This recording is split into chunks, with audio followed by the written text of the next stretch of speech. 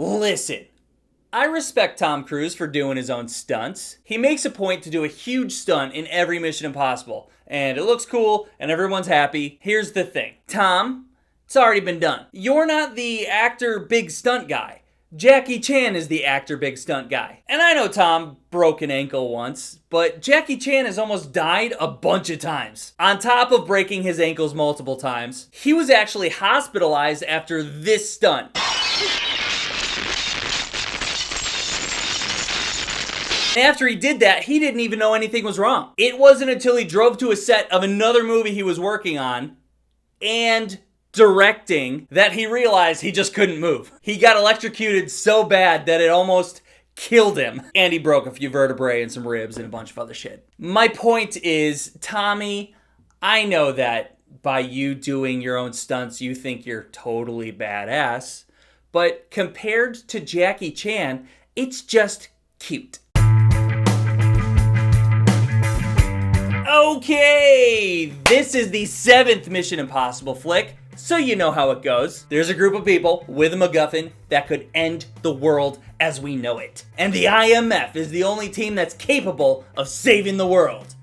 Again. But this time, there's like 3 MacGuffins that are driving the plot, not just one. The most literal one they're going after, though, is a key. They're looking for a literal key that is a key to what they're actually looking for. So that's what everyone's after in this one. We'll see what they're after in the next one. Okay? Tom Cruise, he returns as Ethan Hunt. He's basically the same as he is in the other movies. But here's the thing. One of the villains in this is someone from his past that he knows.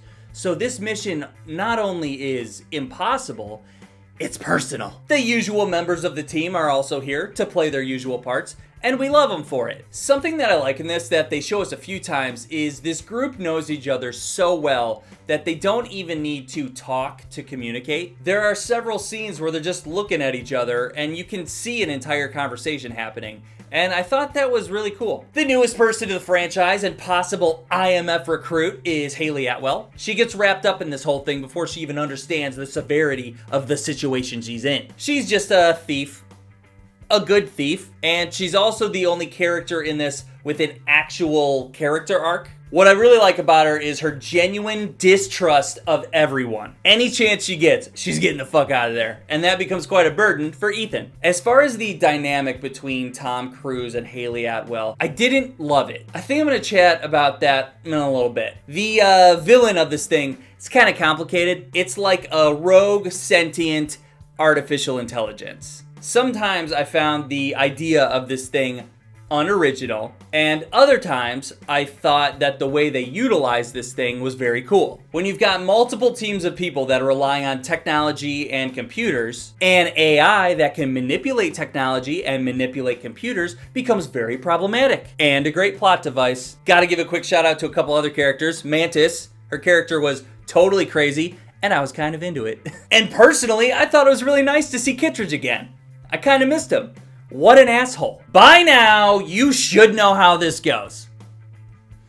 It's awesome. It's an awesome movie. It's so chaotic at all times. You got at least 3 teams of people going after multiple things all at the same time. And you never know how it's going to play out. The IMF team is constantly improvising because they can't rely on technology to help them out. It's a 2-hour and 45-minute thrill ride. The acting, it's solid. The action, it's awesome. And so far, I'm on board with the story. It's only part 1 of part 2, so I'm not sure how it ends yet. The sentient AI, they call it the entity. Ooh. I really like the chaos that it causes, but at this point, I've seen so many things with AI in it that I think I know what's up. I got a pretty solid theory about what's gonna go down in the next movie. And it sucks that I gotta wait a year to figure out if I'm right or not. If you wanna know what my theory is, I'll tack it on at the very end of the video, okay? I also think that because AI isn't really a new idea, as much fun as I had, I liked the last movie more. What was that, Fallout? Yeah, Fallout was awesome. Probably the best one. This one has layers upon layers of chaos and people running around trying to figure out what the fuck's going on. Conflict at all times. And that is so much fun. But I think I just prefer seeing the team doing clever missions leading up to a big action sequence and big stunts.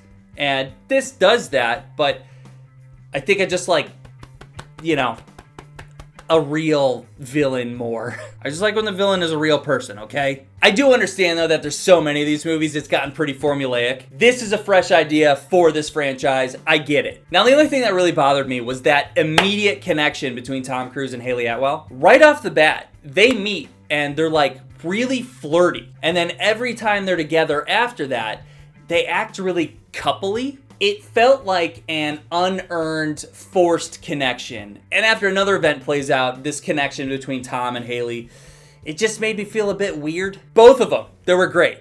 But I think it's just too soon for relationship vibes. I caught myself a few times going, ugh. Mission Impossible Dead Reckoning is a badass thriller that keeps you consistently entertained for almost 3 hours. And just like the last Top Gun, this is a movie that should be watched on the big screen, okay? So yeah, go see it. Go see it in the theater, okay? See ya! Subscribe! Okay, I don't know if this is like spoilery or not. I'm gonna give you my theory about where I think this thing's gonna go. So you have sentient AI being the entity as the villain, right? There are some people in this that work for the entity. I think that one of these people is the entity that has created its own body. I don't think it's too crazy for a Mission Impossible movie to have a sentient AI that created a body for itself. So where I think this thing is going to go is I think the entity is playing a giant game with the IMF and Tom Cruise specifically. Because of all these organizations around the world, the IMF are the ones that are always doing the things that are the most impossible. So I think this thing wants to prove that it can beat the IMF. That's my theory. I think we've got the thing in a robot body that's beating up Tom Cruise. And I think it's also just fucking with the whole team to try and win some sick AI game. If I'm right in the Mission Impossible 8 review, I'll just reference this moment right now. Hey, I was right. And if I was wrong, we're just gonna ignore this forever, okay?